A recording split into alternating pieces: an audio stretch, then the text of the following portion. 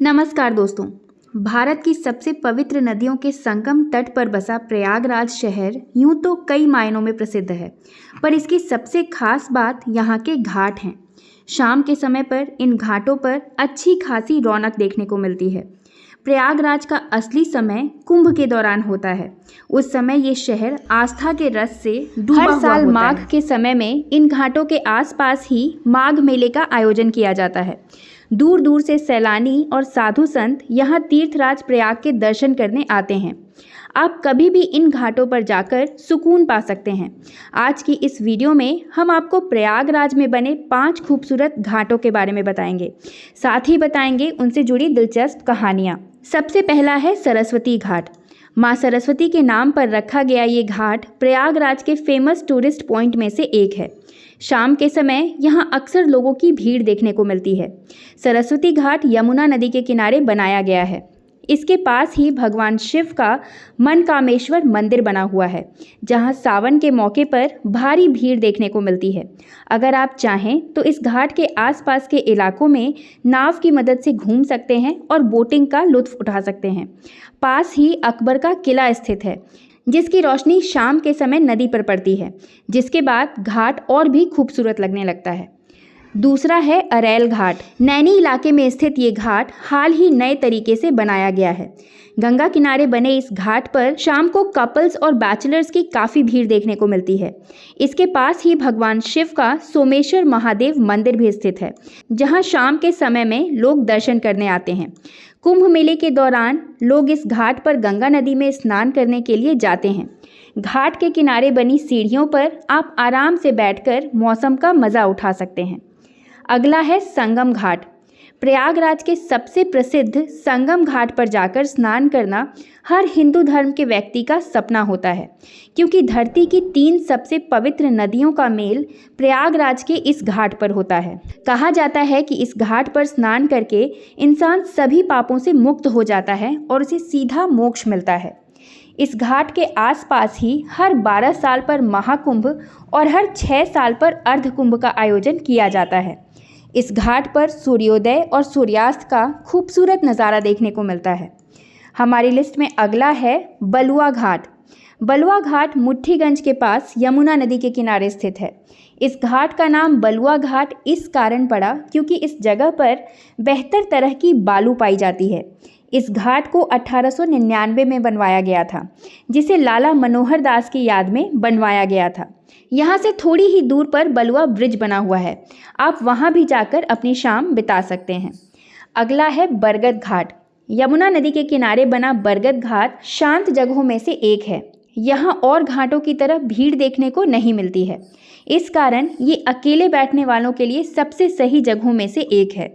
ये घाट एक बरगद के पुराने पेड़ के पास बना हुआ है। मेन शहर से थोड़ा दूर होने की वजह से ज़्यादा लोग यहाँ नहीं जाते हैं, जिस कारण आपको बहुत शांत माहौल देखने को मिल जाता है। तो दोस्तों, अगर आप भी महाकुंभ के दौरान प्रयागराज जाने का प्लान बना रहे हैं तो इन घाटों पर समय गुजारने ज़रूर जाएं। भारत का प्रयागराज शहर, जिसे पहले इलाहाबाद कहा जाता था, उत्तर प्रदेश राज्य में गंगा और यमुना नदी के तट पर स्थित है। इलाहाबाद भारत के लगभग सभी समुदायों के लिए एक पवित्र शहर है। हिंदुओं के लिए अनगिनत मंदिर, त्रिवेणी संगम और यहाँ स्थित अक्षयवट आस्था और देवत्व के स्रोत के रूप में काम करते हैं। यहाँ खुसरो बाग जैसे मकबरे और कई मस्जिदें भी हैं। ये शहर विभिन्न कारणों की वजह से बहुत मशहूर है। उनमें से एक है यहाँ की 3 नदियाँ, गंगा, यमुना और काल्पनिक सरस्वती। कुंभ मेले से लेकर इलाहाबाद किले तक, ऐतिहासिक चमत्कारों से लेकर शानदार वास्तुकला तक, इलाहाबाद में घूमने के लिए बहुत सारी जगहें हैं जो आपको अपनी ओर आकर्षित ज़रूर कर लेंगी। हिंदू धर्म में 3 सबसे महत्वपूर्ण नदियों का मिलन त्रिवेणी संगम इलाहाबाद में स्थित एक पवित्र स्थान है। ये इलाहाबाद में घूमने के लिए सबसे लोकप्रिय और पवित्र स्थानों में से एक है और अक्सर धर्म के कुछ सबसे महत्वपूर्ण मेलों और त्योहारों की मेज़बानी करता है। संगम में गंगा, यमुना और सरस्वती नदियां मिलती हैं। इस क्षेत्र की लोकप्रियता के कारण इलाहाबाद के पूरे शहर को कभी कभी संगम भी कहा जाता है। हर 12 साल में इस स्थान पर कुंभ मेला नामक एक अविश्वसनीय रूप से शुभ त्यौहार आयोजित किया जाता है। आने वाले साल 2025 में भी इलाहाबाद में महाकुंभ मेले का आयोजन हो रहा है, जो कि 13 जनवरी से शुरू होने वाला है, जबकि हर 6 साल में अर्ध कुंभ का आयोजन यहाँ किया जाता है। इन दोनों त्योहारों पर टूरिस्ट और स्थानीय लोगों की भारी भीड़ देखी जाती है। अभी आने वाले साल में भी ऐसी उम्मीद लगाई जा रही है कि लगभग 40 से 45 करोड़ लोग देश विदेश से इलाहाबाद के प्रयागराज में महाकुंभ के लिए आएंगे। जहां नदियां मिलती हैं वहां हिंदू डुबकी लगाते हैं। ऐसा माना जाता है कि पवित्र जल को छूने से ही सभी जन्मों के पाप धुल जाते हैं। यदि आप गंगा और यमुना के बहते पानी में बोटिंग करते हैं तो आप दो नदियों के पानी के रंगों में भी अंतर देख सकते हैं। तीर्थराज प्रयाग में ऐतिहासिक और पौराणिक महत्व के अनेक स्थल बिखरे पड़े हैं। गंगा यमुना सरस्वती के संगम स्थल पर निर्मित त्रिवेणी घाट के अलावा भी यहाँ दर्जनों ऐसे घाट हैं जहाँ पूरे साल स्थानीय लोगों के अलावा बाहर से आने वाले श्रद्धालु स्नान दान करके पुण्य लाभ कमाते हैं। विश्व पर्वों पर भारी संख्या में श्रद्धालु जुटते हैं। कुंभ, अर्ध कुंभ और माघ मेले में तो यहाँ संख्या करोड़ों में पहुँच जाती है। गंगा यमुना और सरस्वती के संगम स्थल को ही त्रिवेणी या संगम घाट के नाम से जाना जाता है। धार्मिक महत्व होने के कारण पूरे साल यहाँ स्नानार्थियों की भीड़ आती है। विशेष पर्वों पर यह संख्या बहुत ज़्यादा बढ़ जाती है। पवित्र नदियों का संगम होने के कारण इस घाट से लोगों की आस्था जुड़ी हुई है। श्रद्धालु जन यहाँ आकर मोक्ष की डुबकी अवश्य लगाते हैं। कुंभ नगरी प्रयाग धार्मिक दृष्टि से दुनिया का सबसे प्राचीनतम स्थल है। पतित पावनी गंगा व यमुना की धाराओं के तीरे बसे तीर्थराज प्रयाग की महिमा अपरंपार है। वेद पुराणों में इसकी महिमा का काफ़ी गुणगान है। प्रयाग अर्थात प्र और याग यानी यज्ञों की बाहुल्यता का स्थल, जहाँ अत्यधिक यज्ञ होते हैं। परमपिता ब्रह्मा ने सृष्टि निर्माण से पूर्व प्रयाग की पावन धरा पर यज्ञ किया था। यज्ञ के बाद उन्होंने सृष्टि का निर्माण किया। ब्रह्मा जी ने यज्ञ किया तो सारे देवी देवता इसके साक्षी बने। प्राचीन काल में प्रयाग महर्षि भारद्वाज के साथ अनेक ऋषियों की तपोभूमि रहा है।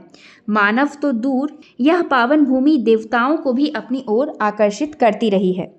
ऋग्वेद में कहा गया है कि गंगा यमुना व अदृश्य सरस्वती के पावन संगम में स्नान करने से इंसान को मोक्ष की प्राप्ति होती है। मत्स्य पुराण में तीर्थराज का दर्शन, कीर्तन, स्पर्श मुक्तिदायक बताया गया है, जबकि रामचरितमानस में गोस्वामी तुलसीदास ने प्रयागराज की महिमा का बखान को कही सकई प्रयाग प्रभाऊ कलुष पुंज कुंजर मृगराओं के रूप में किया है। मत्स्य पुराण के अनुसार कल्प के अंत में शिव द्वारा सृष्टि का विनाश करने पर भी प्रयागराज का नाश नहीं होगा। पुराणों में संगम का विस्तार 80 हाथ या 1920 अंगुल बताया गया है। दुनिया में प्रयागराज ही एकमात्र ऐसा स्थल है जहां माधव अलग अलग क्षेत्रों में 12 रूपों में विराजमान हैं, जिनके दर्शन मात्र से साधक को सारे कष्टों से मुक्ति मिलती है। माधव के मंदिर सदियों से हर किसी की आस्था का केंद्र हैं। तो दोस्तों, मैं आशा करती हूँ प्रयागराज के बारे में बताई गई जानकारी आपको यूज़फुल और इन्फॉर्मेटिव लगी हो। अगर ये वीडियो आपको पसंद आई है, इस वीडियो को एक लाइक ज़रूर करिए, वीडियो को ज़्यादा से ज़्यादा शेयर करिए। अगर आप चैनल पे नए हैं तो चैनल को सब्सक्राइब कर लीजिए और ऐसे ही अन्य वीडियोज़ के लिए हमारे चैनल से जुड़े रहिए। धन्यवाद।